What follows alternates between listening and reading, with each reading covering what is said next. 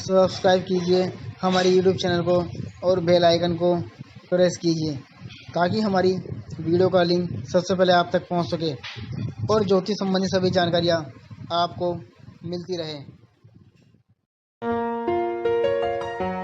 नमस्कार दोस्तों, स्वागत आप सभी का हमारे इस यूट्यूब चैनल पर। आज हम बात करेंगे कुशाग्रहणी अमावस्या के बारे में। इसे भादो अमावस्या और पिठोरी अमावस्या के नाम से भी जाना जाता है, क्योंकि इस दिन जो है कुशा इकट्ठी की जाती है पूरे वर्ष पूजा के लिए जो इस्तेमाल होती है। तो कुशा इकट्ठी की जाती है, इसलिए इसे कुशाग्रहणी अमावस्या कहा जाता है,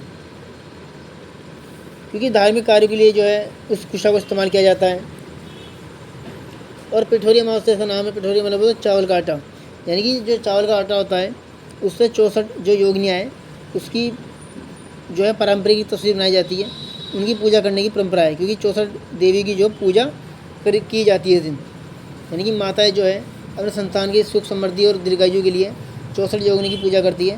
पहले चावल के आटे से जो है उनकी तस्वीर बनाती है, फिर उनकी पूजा की जाती है।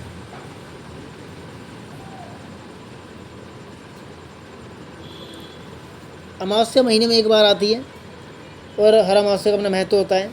ये अमावस्या 10 व 11 तारीख को पड़ेगी, यानी 2 दिन रहेगी अमावस्या, क्योंकि 10 तारीख को सुबह 10:34 पर प्रारंभ हो रही है और इसकी समाप्ति 11 तारीख को सुबह 8:57 पर होगी। तो व्रत में जब पितरों के कार्य के लिए पिंडदान श्राद्ध तर्पण के लिए जो है वो तो आप 10 तारीख को ही करेंगे, और स्नान व दान का काम है वो जो 11 तारीख को होगा, क्योंकि इस दिन स्नान व दान जो होता है वो होगा 11 तारीख को। पिंडदान श्राद्ध और तर्पण का जो कार्य है ये दोपहर के समय किया जाता है, अपराह्न काल में 12 से 3 के बीच में। तो इस काम को जो है आप 10 तारीख को करें, क्योंकि इस दिन किसी पवित्र नदी, सरोवर या कुंड में स्नान करने का बड़ा महत्व कहा गया है। इस दिन किसी पवित्र नदी में स्नान किया जाता है और स्नान करने के बाद जो दान किया जाता है।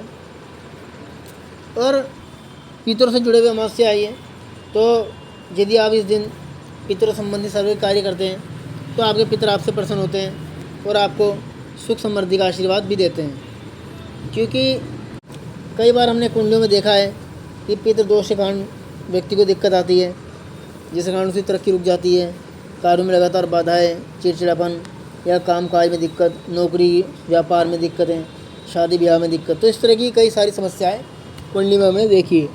तो इसलिए अमावस्या जो है महीने में एक बार आती है और अमावस्या जो है पितरों के लिए ही होती है। हालांकि 16 दिन श्राद्ध पक्ष के भी होते हैं, वो भी पितरों से जुड़े हुए होते हैं, लेकिन ये जो अमावस्या महीने आती है इस दिन दान का बड़ा महत्व कहा गया है। अपने पितरों से जुड़े हुए दान व्यक्ति को जरूर करना चाहिए, क्योंकि दान करने का महत्व बहुत कहा गया है। ये भादो मास की अमावस्या है, क्योंकि जब पितर प्रसन्न होते हैं तो आपको सुख समृद्धि का आशीर्वाद देते हैं, जिससे आपके काम बनते हैं, नौकरी व्यापार में समस्याएं खत्म होती हैं, शादी ब्याह की दिक्कतें जो दूर हो जाती हैं। तो जितनी भी दिक्कतें वो सब दूर होती है। तो 64 जो देवी आई माता पार्वती की शिक्षा कही जाती है, इनकी उस दिन पूजा करने का विधान कहा गया है। और ये जो कुशा इकट्ठी की जाती है धार्मिक कार्य में पूरे वर्ष काम आती है, इसलिए इसको इकट्ठा करने का बड़ा महत्व इस दिन कहा गया है। ये इकट्ठी करके घर में रखी जाती है। तो ये था कुशाग्रहणी अमावस्या के बारे में जो आज आपने जाना। हमारी और वीडियो आगे भी आप लोगों के लिए ऐसी आती रहेगी।